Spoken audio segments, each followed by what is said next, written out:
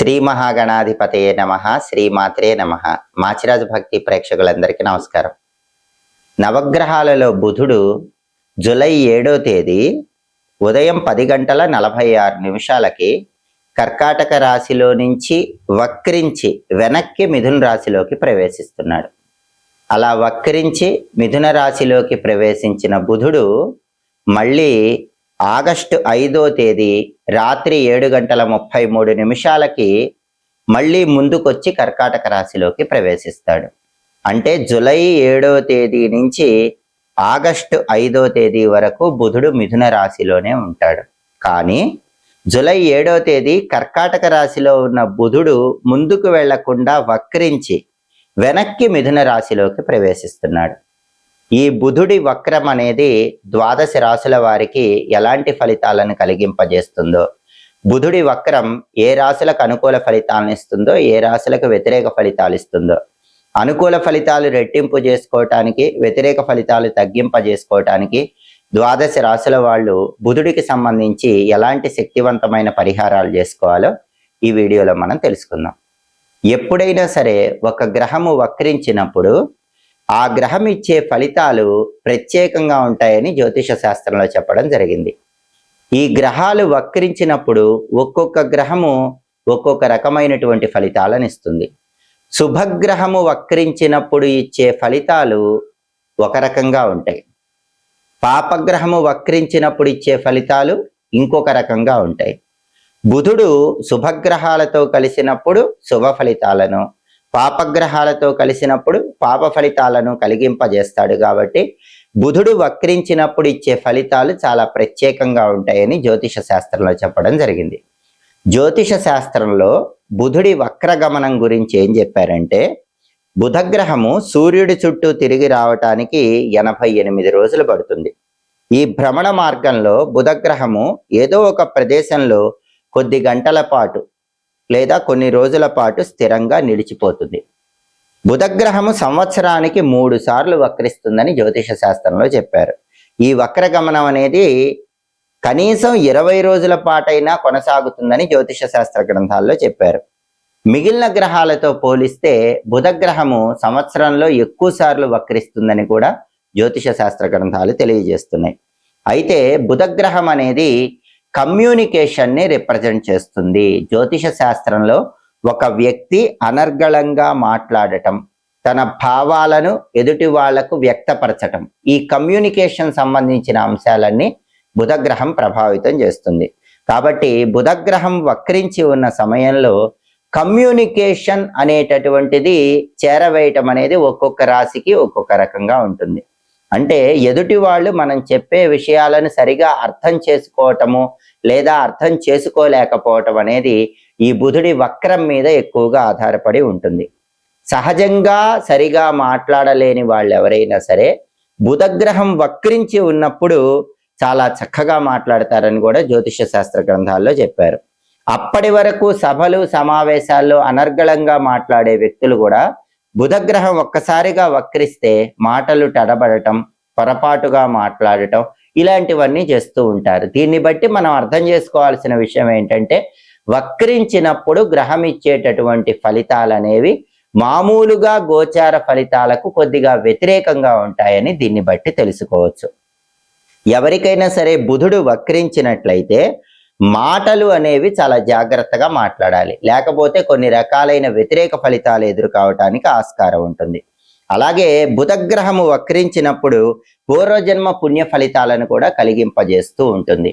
పూర్వజన్మలో చేసిన పాప ఫలితాలను కూడా కలిగింపజేస్తుంది. ప్రస్తుతము బుధుడు వక్రించి మిథున రాశిలోకి ప్రవేశించటం అనేది 12 రాశులలో ఒక్కొక్క రాశి వాళ్ళకి ఒక్కొక్క రకమైనటువంటి ఫలితాలను కలిగింపజేస్తుంది. 12 రాశులలో మొట్టమొదటి రాశి మేషరాశి. మేషరాశి వాళ్ళకి ఈ బుధుడి వక్రగమనం అనేది 3వ స్థానంలో ఏర్పడుతోంది. జ్యోతిష శాస్త్ర గోచార గ్రంథాల ప్రకారం 3వ స్థానంలో బుధుడు వ్యతిరేక ఫలితాలనే ఇస్తాడు. కానీ వక్రించి 3వ స్థానంలోకి వచ్చాడు కాబట్టి మేషరాశి వాళ్ళకి పూర్తిగా వ్యతిరేక ఫలితాలు కాకుండా కొద్దిగా మిశ్రమ ఫలితాలను బుధుడు కలిగింపజేస్తాడు. పనుల్లో ఆటంకాలు ఎదురైనప్పటికీ కూడా పట్టుదలతో ప్రయత్నిస్తే పనుల్లో ఆటంకాలన్నీ అవలీలగా అధిగమించవచ్చు. పనుల్లో విజయ ప్రాప్తిని మేషరాశి వాళ్ళు సిద్ధింపజేసుకోవచ్చు. అలాగే మామూలుగా 3వ స్థానంలో బుధుడు వ్యతిరేక ఫలితాలు ఇచ్చినప్పటికీ వక్రించి వచ్చాడు కాబట్టి మేషరాశి వాళ్ళు కష్టసాధ్యమైన పనుల్లో కూడా పట్టుదలతో విజయాలను సాధించగలుగుతారు. ఆర్థికంగా ఆలోచించి ఆచితూచి అడుగులు వేయటం మేషరాశి వాళ్ళకి చాలా అవసరం. ఎందుకంటే ఫైనాన్షియల్ మ్యాటర్స్లో కూడా మేషరాశి వాళ్ళకి ఈ బుధుడి వక్రగమనం అనేది ప్రభావాన్ని కలిగింపజేస్తుంది. కాబట్టి ధనాన్ని ఖర్చు పెట్టేటప్పుడు మేషరాశి వాళ్ళు 1కి 10 సార్లు ఆలోచించి జాగ్రత్తగా ధనాన్ని ఖర్చు చేయాలి. జూలై 7వ తేదీ ఉదయం 10:46 కర్కాటక రాశిలో ఉన్న బుధుడు వక్రించి మిథున రాశిలోకి ప్రవేశిస్తున్నాడు. బుధుడి వక్ర సంచారం ఏర్పడుతుంది. అలా వక్రించి మిథున రాశిలోకి వచ్చిన బుధుడు మళ్ళీ ఆగస్టు 5వ తేదీ రాత్రి 7:33 కర్కాటక రాశిలోకి ప్రవేశిస్తాడు. అంటే జూలై 7వ తేదీ నుంచి ఆగస్టు 5వ తేదీ వరకు బుధుడు వక్రించి మిథున రాశిలో ఉంటాడు. అలా వక్రించి మిథున రాశిలో ఉన్నటువంటి బుధుడు ద్వాదశ రాశుల వారికి ప్రత్యేకమైన ఫలితాలను కలిగింపజేస్తాడు. కొన్ని విషయాలలో కొన్ని రాశుల వారికి అనుకూల ఫలితాలు ఇస్తాడు, కొన్ని విషయాలలో కొన్ని రాశుల వారికి వ్యతిరేక ఫలితాలు ఇస్తాడు. అనుకూల ఫలితాలు రెట్టింపు చేసుకోవటానికి, వ్యతిరేక ఫలితాలు తగ్గింపజేసుకోవటానికి ద్వాదశ రాశుల వాళ్ళు బుధుడికి సంబంధించిన కొన్ని శక్తివంతమైన పరిహారాలు చేసుకోవాలి.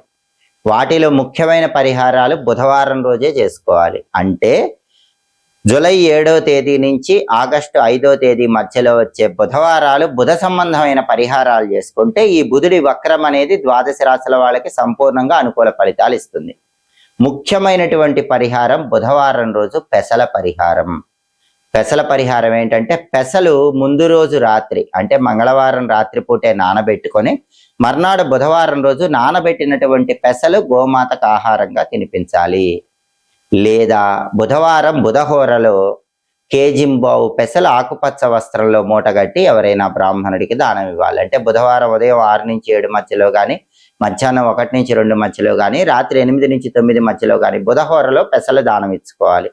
అలాగే ఈ సమయంలో అంటే జూలై 7 నుంచి ఆగస్టు 5 మధ్యలో వచ్చే బుధవారాలు తులసి పూజ చేస్తే కూడా బుధుడు విశేషంగా యోగిస్తాడు.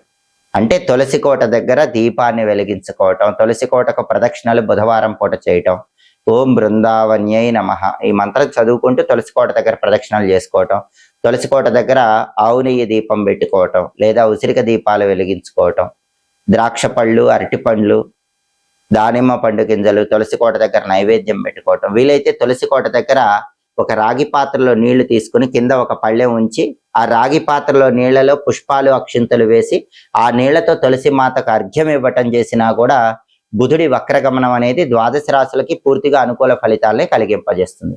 అలాగే గుమ్మడికాయ దానం చాలా అద్భుతమైన ఫలితాలను కలిగింపజేస్తుంది. కూష్మాండ దానం అనేది బుధుడికి ఎంతో ప్రీతిపాత్రం. అందుకే ఈ సమయంలో వచ్చే బుధవారాలు గుమ్మడికాయ ఎవరైనా బ్రాహ్మణుడికి దానం ఇవ్వండి. ఏ గుమ్మడికాయ దానం ఇచ్చినా పర్వాలేదు, కాకపోతే బూడిద గుమ్మడికాయ కాకుండా మామూలు గుమ్మడికాయ దానం ఇస్తే ఫలితం అనేది ఇంకా ఎక్కువగా ఉంటుంది. అలాగే బుధుడికి అధిష్టాన దైవం గణపతి కాబట్టి ఈ సమయంలో అంటే జూలై 7 నుంచి ఆగస్టు 5 మధ్యలో వచ్చే బుధవారాలు గణపతిని పూజిస్తే మంచిది. గణపతిని కూడా పూజించేటప్పుడు ఆకుపచ్చ రంగుతో ఉన్నటువంటి వాటితో పూజిస్తే ఇంకా మంచిది కాబట్టి గరిక పోచలతో పూజించండి. అలాగే గణపతికి ఎర్ర పుష్పాలు ఇష్టం కాబట్టి ఎర్ర పూలతో పూజ చేయండి. బుధవారాలు గణపతిని పూజించేటప్పుడు గం క్షిప్ర ప్రసాదనాయ నమః అనే మంత్రం చదువుకుంటూ పూజించండి. బుధుడు తొందరగా అనుగ్రహాన్ని ఇస్తాడు. బుధుడి వక్రం ఎలాంటి వ్యతిరేక ఫలితాలను ఇవ్వదు. అలాగే బుధుడికి విష్ణుమూర్తి కూడా అధిష్టాన దైవం.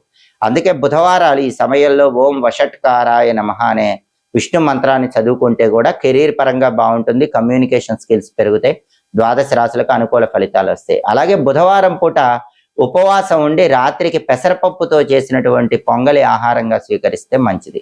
ఇది బుధుడికి ఇష్టమైనటువంటి ఉపవాసం అవుతుంది. ఇది చేసినా కూడా అనుకూల ఫలితాలు వస్తాయి. అలాగే పింగాణి వస్తువులు ఏవైనా సరే బుధవారం పూట ఈ సమయంలో దానం ఇస్తే చాలా మంచిది. గాజు వస్తువులు కానీ పింగాణి వస్తువులు కానీ ఎవరికైనా దానంగా ఇవ్వండి. జూలై 7 నుంచి ఆగస్టు 5 మధ్యలో వచ్చే బుధవారాలు గణపతి ఆలయ దర్శనం చేసినా, విష్ణు ఆలయ దర్శనం చేసినా కూడా ద్వాదశ రాశుల వారికి వక్రించి మిథునంలోకి వచ్చినటువంటి బుధుడు పూర్తిగా అనుకూల ఫలితాలే కలిగింపజేస్తాడు, వ్యతిరేక ఫలితాలన్నీ తొలగింపజేస్తాడు. ఈ పరిహారాలు చేసుకోండి, బుధుడి అనుగ్రహానికి పాత్రలు కండి. ఎప్పటికప్పుడు ఖగోళంలో గ్రహాల సంచారంలో వచ్చే మార్పు వల్ల కలిగే ఫలితాలు ద్వాదశ రాశులకి ఎలా ఉంటాయో తెలుసుకోవాలంటే మాచిరాజు భక్తి ఛానల్ తప్పకుండా చూడండి. మా వీడియోస్ మీకు నచ్చినట్లయితే మా ఛానల్ లైక్ చేయండి, కామెంట్ చేయండి. మా ఛానల్ వీడియోస్ 10 మంది మిత్రులకు షేర్ చేయండి. మా ఛానల్ సబ్స్క్రైబ్ చేసుకోండి. పక్కన ఉన్న బెల్ సింబల్ నొక్కటం మాత్రం మర్చిపోకండి. సర్వే జనాః సుఖినో భవంతు. స్వస్తి.